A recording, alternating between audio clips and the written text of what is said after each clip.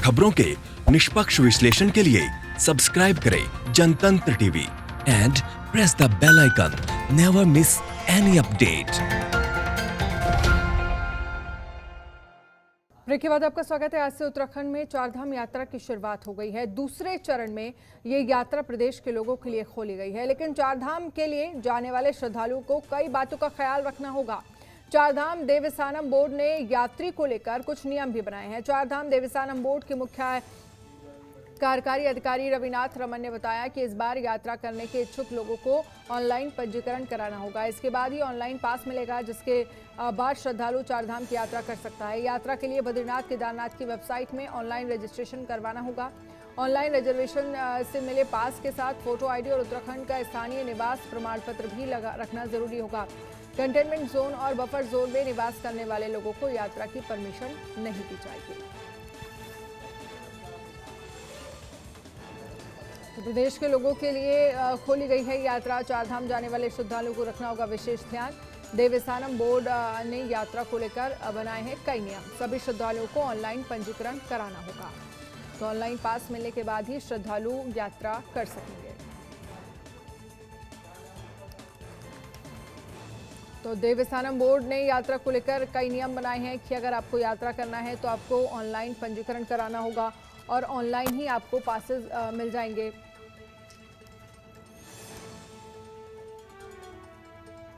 उत्तराखंड का स्थानीय निवास प्रमाण पत्र भी आपको साथ में रखना होगा, उसको भी साथ में लगाना होगा।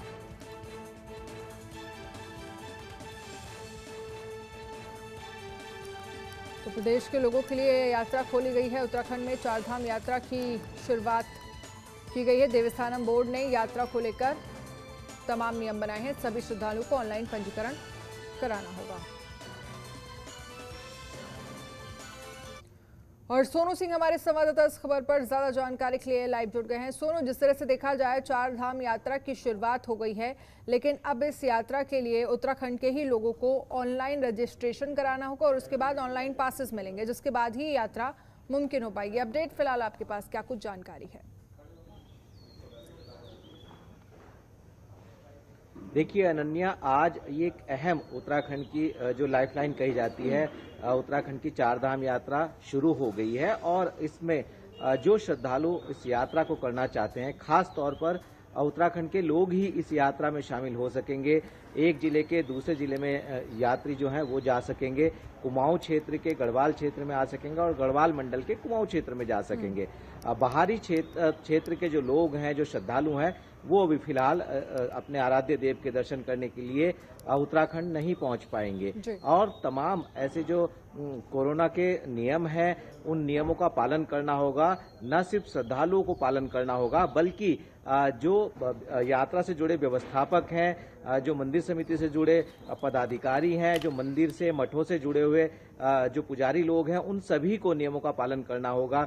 जैसे ई पास बहुत ज्यादा जरूरी है, ताकि सरकार के पास और देवस्थानम बोर्ड के पास भी डेटा हो कि यदि कहीं भी कोई भी कोरोना पॉजिटिव पाया जाता है तो उसको ट्रेस किया जा सके। इसके साथ ही सैनिटाइजेशन बहुत ज्यादा जरूरी है, एक सोशल डिस्टेंसिंग बहुत ज्यादा जरूरी है। ये तमाम ऐसे नियम जो देवस्थानम बोर्ड है उसने बनाए हैं। इस यात्रा के शुरू होने से न सिर्फ राज्य सरकार की आर्थिकी मजबूत होगी, बल्कि तमाम ऐसे लोग हैं जो यात्रा से जुड़े हुए हैं, प्रत्यक्ष रूप से कामकाज करते हैं, कारोबार करते हैं, उन लोगों को भी फायदा होगा, उनका भी जीवन यापन चल सकेगा।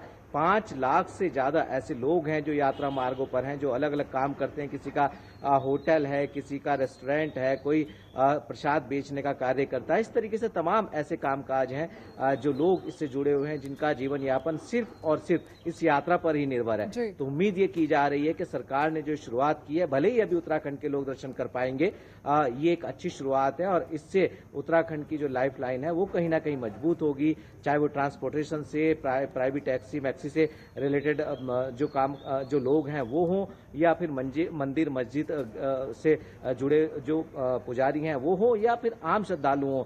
तमाम ऐसे लोग हैं जिनको एक राहत सरकार ने दी है। उम्मीद ये की जा रही है कि आने वाले समय में इस यात्रा का विस्तार होगा जैसे जैसे समय बीतेगा, और बाहरी क्षेत्रों के जो श्रद्धालु हैं, जो बेसब्री से इंतजार कर रहे हैं बाबा केदारनाथ का, बाबा बद्रीनाथ का दर्शन करने का, मां यमुनोत्री, माँ गंगोत्री के दर्शन करने के वो श्रद्धालु भी कुछ समय बाद यहाँ आ सकेंगे। सरकार उस पर भी विचार मंथन कर रही है। तो हम उम्मीद ये कर रहे हैं कि आने वाले समय में इस यात्रा का विस्तार होगा और तमाम जो श्रद्धालु बाहरी क्षेत्रों के हैं वो भी यहाँ दर्शन करने पहुंच सकेंगे। जी अनन्या। बिल्कुल सोनू, लगातार उम्मीद यही है कि आने वाले समय में इस यात्रा का विस्तार हो, जो और भी बाहर के लोग हैं जो दर्शन करने जाना चाहते हैं उन्हें भी मौका मिले।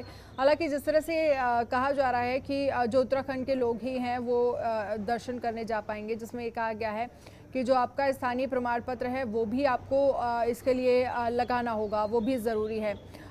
जिस तरह से देखा जाए तमाम नियम बनाए गए हैं, क्योंकि हम पिछले समय की अगर बात करें, पूरा देश लॉकडाउन था और किस तरह से जो होटल के व्यवसायी हैं उनको काफ़ी ज़्यादा नुकसान हुआ है। जो धार्मिक स्थल थे वो लगभग सारे बंद थे, लेकिन इससे कहीं ना कहीं एक बूस्टअप मिलेगा।